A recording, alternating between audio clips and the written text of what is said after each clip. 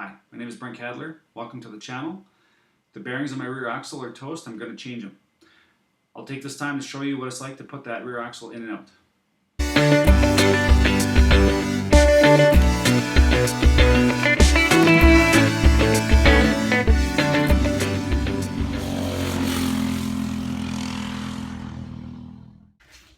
We're going to get a little messy, so the first thing is to put on some gloves.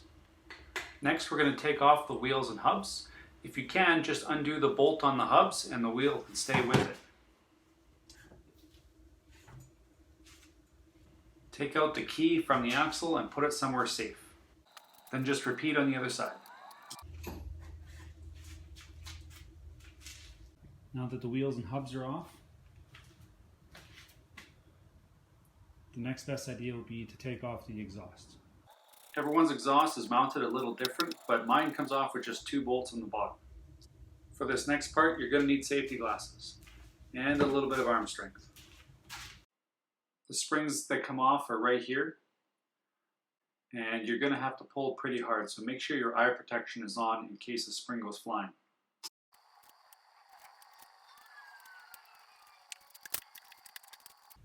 Now that the exhaust is off, you can kind of see everything back here.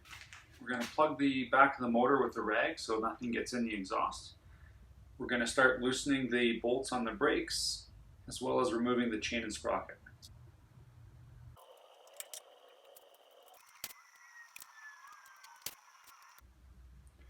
We've put a cloth in the engine, we've removed the sprocket and chain.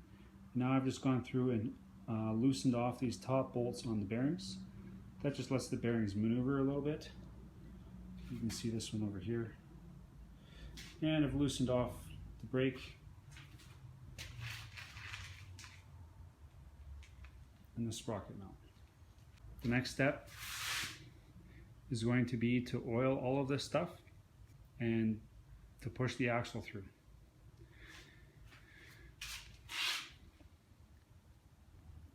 You can kind of see why I'm doing this. Here is one of the shields that's been blown off, and inside of there the bearings are quite open and exposed. And if I turn this, there's quite a bit of dragging and grinding sound inside of these bearings. You're going to want to use some WD-40 for this and spray everything back here, the axle, the bearings, everything. While oiling the axle, I realized I didn't take out the set screws on the bearings. Make sure you take those out right away before you start pounding the axle, or you're going to have a really hard time. Okay, when you're ready to go for the next step, we're going to start hammering the axle out. You're going to need a Teflon hammer block. You can use wood, or you can use something else. You want to make sure you don't damage the axle itself. If possible, try and use a rubberized mallet. You don't want to use one of these. Depending on which way you're hitting the axle, it can get jammed up either in this corner or it can get jammed up in that corner. So you're going to want to check to make sure that this is sliding, and if it's not, make sure you add extra oil. You may need to help this out on your own just to get it down the axle.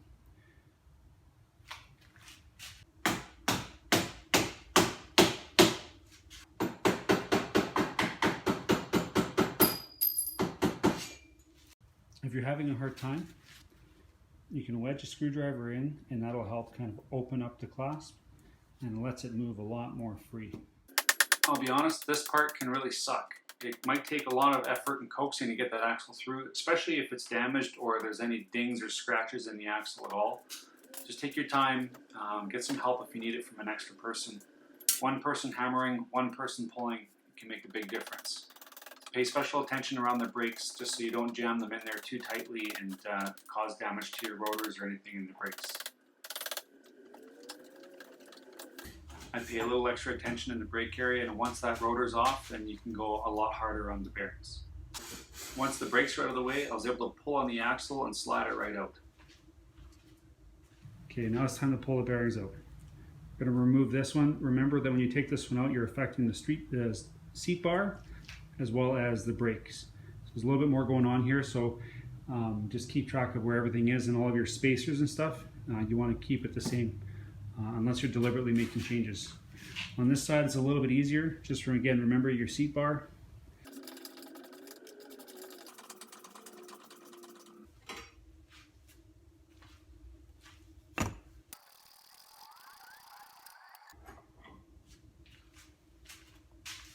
So there's the bearings.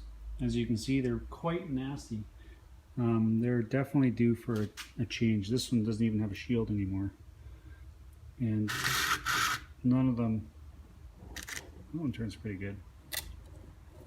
They're not exactly up to, yeah. I'll be really honest that the axle can be very difficult to get in and out, especially if you've bent it or something's wrong with it, or there's some marks and scores on it from being used, or from maybe you used the wrong hammer on it. It can be extremely difficult to get out, and typically the solution is make sure that everything's as straight as can be. Make sure you add lots of oil, extra oil. Try and get the WD-40 in and around the bearings and in and around everything, and you're going to have to push and hammer on it. Try turning the axle. Turning it works well, so trying to get it to twist and turn. And if you are really struggling, it ends up becoming a two-person job where you get one person to pull on the axle while the other person hammers on the other end with a hammer. Usually that'll get it. Even if the axle is quite bent, you should be able to get it that way at least. Now that everything's apart, it's a great time to clean up the back end of the cart. There's usually a lot of grease and muck up there that builds up over time. Use your WD-40 and go after it. So this bearing is going to sit inside here just like this, and the axle is going to go through it. And as the cart frame twists, so the whole frame will twist when you're cornering, and it's really important that this bearing has the ability to move to accommodate that axle twisting. There's a couple of things that controls that. One is this bolt controlling tightness, and the second is the lubrication in here. So this does need to be lubricated with a little bit of oil, not very much, just a little bit. And you want this bolt ideally to be as loose as you can without it coming loose. So I like to put a little bit of blue Loctite in there just to give it a little extra friction, and just to do basically as little tight as you can. If you go too not tight enough, you'll lose the screw onto the track. So you'll have to find out how tight that is. But for me, it's just about, kind of just a good little forearm twist. And try not to torque it down too much, because you do want this bearing to be able to slide inside of this.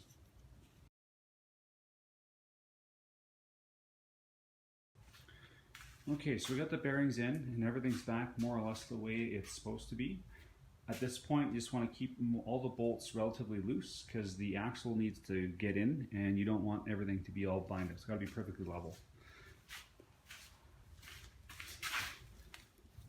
You will see here that there is adjustment for ride height on the back, and you're going to want to adjust that after the axle's in place. Just be mindful of the brakes and the brake pads. You don't want to touch the brake pedal because then you'll start closing up the cylinders, and there's actually the pistons, there's nothing to keep the pistons in place, and you can actually have them fall out onto the floor and have a brake fluid mess. So just be careful with the brake pedal when this is like this.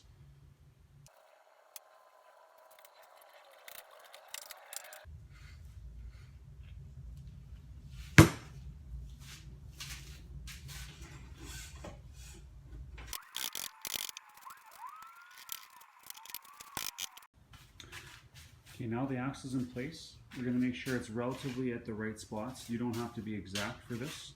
And we're going to start tightening up the bolts on the bearings, making sure that we have the proper measurements for our ride height. So you're going to want to make sure that you have selected your ride height based on what setup you need. I typically like to ride with the axle as low as, not as low as possible, but lower than most people, just to lift the back end up a little bit more, but that's my preference. So if you don't know what to do with the ride height, then just set it in the middle of the range and call it a day. Quite often the manufacturers will also have recommended setups. You can follow their recommended setups.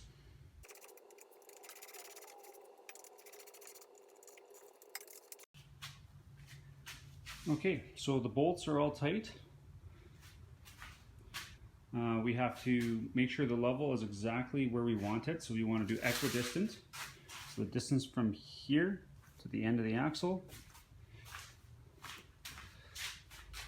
and the distance from here to the end of the axle.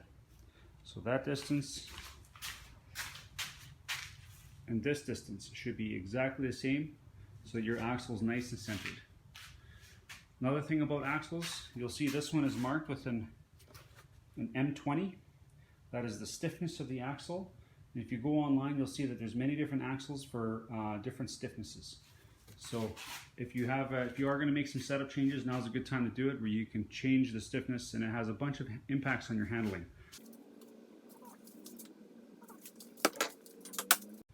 Okay, now that the axle is centered, it's perfectly measured on each side. We're going to install the little set screws back into the bearings. And you can see these little set screws. This has an old marking from an old placement there, but they actually do score and make a mark on the axle itself. And so if possible, you should line that back up with the hole. So that way you're only scoring and marking the same spot in the axles. It's also a great way to see if the axle's shifting or moving on you. You can tell.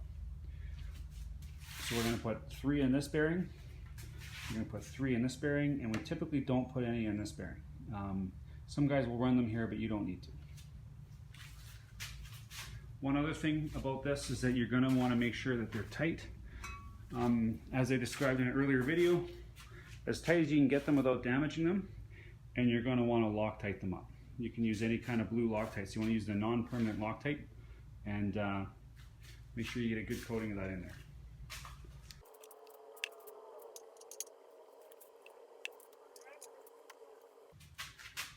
Okay, all these set screws are in place.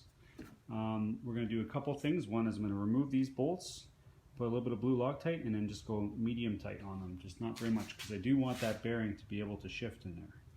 The other step is to make sure that this is perfectly lined up, so you can see the inside of the brake caliper there, and you want to make sure your rotor is perfectly lined up in the center of that. So adjust this over as much as you need to get it just perfectly level, and then you can tighten this down. The sprocket and the chain are now on. We're going to use this time to make sure that it's level before we lock this whole thing down. Once again, just use a straight edge and make sure that it's lined up with the front there, just like that. Once that's done, you can go ahead and tighten these bolts. We're going to stick on the wheels and hubs. To make it a lot easier, just put a little bit of oil on the axles. This will make it a lot easier to take the wheels on and off.